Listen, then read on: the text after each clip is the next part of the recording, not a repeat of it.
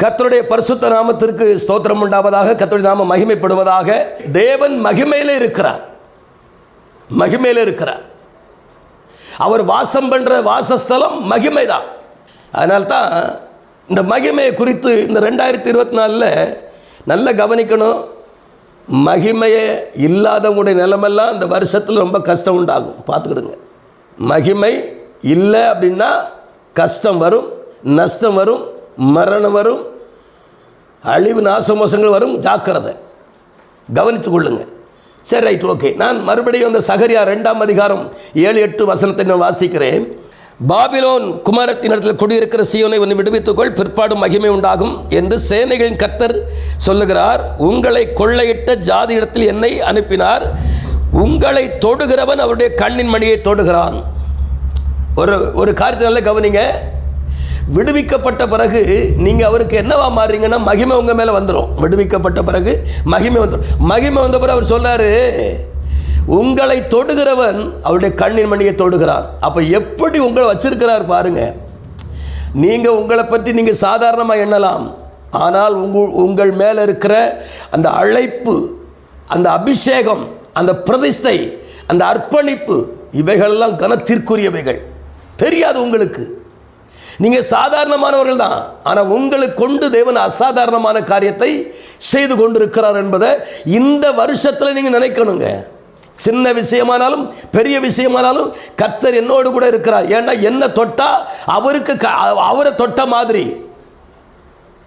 அதனால வேதம் சொல்லுது, அசட்டை பண்ணுகிறவன் பரிசுத்த ஆவியை தந்த தேவனை அசட்டை பண்ணுகிறார். உங்களை ஒருத்தங்க அசட்டை பண்றான்னா கர்த்தர் அசட்டை பண்ற மாதிரி. உங்களை தொட்டா கர்த்தர் தொட்ட மாதிரி. புரியுதுங்களா உங்களுக்கு? அப்போ உங்களை எப்படி வச்சிருக்கிறாரு? ஏங்க, நீங்க ஒரு தகப்பனுடைய பிள்ளையா இருக்கிறீங்க. உங்களை தொடும்போது தகப்பன் பார்த்துட்டு இருப்பாரா? அதை விட பயங்கரமானவர் நம்முடைய தகப்பனாகி பிதா. அதனால ரொம்ப கவனம். சரி, ரைட். அடுத்தால என்ன சொல்றாரு அப்படின்னா, சியோன் குமாரத்தியே கெம்பீரித்து பாடு. இதுக்கு முன்னால் அவளுக்கு பாட்டு இல்லை, பாட்டு இல்லை, துதி இல்லை, ஆடல் இல்லை, பாடல் இல்லை, ஒன்றும் இல்லை.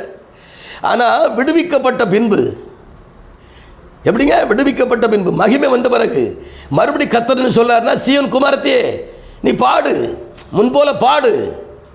நீ பாட பாட பாட நான் உன் நடுவில் வந்து என்ன செய்வேன்? வாசம் பண்ணுவேன்றார். எப்படிங்க? நீ பாட பாட துதிக்க துதிக்க ஆராதிக்க ஆராதிக்க நான் உன் நடுவில் என்ன செய்வேன்? வந்து வாசம் பண்ணுவேன் அப்படின்னு சொல்லி சகரியா 2:10 சொல்றாரு. நமக்குள்ள தேவன் வாசம் பண்ணணும். நீங்க பழைய ஏற்பாட்டு காலத்தில் பாருங்க, ஆபிரகாமோடு இருந்தார், ஈசாக்கோடு இருந்தார், யாக்கோபோடு இருந்தார், மோசேயோடு இருந்தார், எலியாவோடு இருந்தார், எலிசாவோடு இருந்தார். அவ்வளவுதான், வெளியே இருந்து வேலை செய்வார். ஆனா புதிய ஏற்பாட்டில் நமக்குள்ளே உள்ள வெளியே இல்லை, நமக்குள்ள இருக்கிறார். சோத்திரம். இதை நீ அறிந்து கொள்ளணும். இதை நீ அறியலன்னு வச்சிருங்களேன், ரொம்ப கஷ்டங்க. உங்களுக்குள்ள இருக்கிறவரை நீங்கள் அறிய வேண்டிய பிரகாரம் அறியணும். அதுக்கு நமக்கு தேவை மகிமை. இந்த மகிமை உங்களை மூடிட்டுன்னா, மகிமை உங்களை ஆளுகை செய்துட்டுன்னா, நீங்க நல்ல கர்த்தரை பாடி துதிக்கலாமே. ஆண்டவர் சொன்ன, இந்த ஜனத்தை எனக்கென்று ஏற்படுத்தினேன், இவர்கள் துதியை சொல்லி வருவார்கள். துதிக்கிற கூட்டம். என் மகிமை நான் வேறொரு கொடுப்பதில்லை. அப்ப நமக்கு நம்மளை உண்மை உள்ளவர்கள் என்று எண்ணிதான அந்த மகிமையும் கனத்தையும் கொடுத்திருக்கிறாரு. அதை பெற்று அனுபவிக்கணுமா இல்லையா? சோத்ராம், பிரைஸ் தி லார்ட். அப்படினாலே இந்த காரியத்தில் நீங்க உங்களை தொட்டாவுடைய கண்ணின் மணியை விடுவிக்கப்பட்டவரை உங்களை தொட்டா கர்த்தருடைய கண்ணின் மணியை தொடுற மாதிரி. விடுவிக்கப்பட்ட பின்பு நீங்க பாடி கர்த்தரை துதிக்கணும். அவர் வாசம் பண்ணுவார், உங்களுக்கு நடுவில் வந்து வாசம் பண்ணுவார். நாம் ஜெபிப்போமா?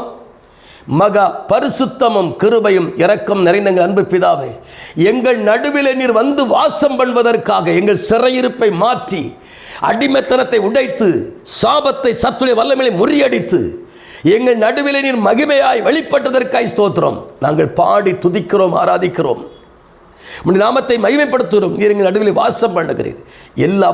எல்லாவற்றால் நிரப்பருடைய கருத்தில் ஒப்புக்கொண்டு ஜெபிக்கிறேன். பொறுப்படுங்க, ஆசீர்வதிங்க, பெரிய காரியங்களை செய்யுங்க. நன்மை கிருபை தோட்டும் இயேசுவின் நாமத்தில் பிதாவே, ஆமேன், ஆமேன். God bless you.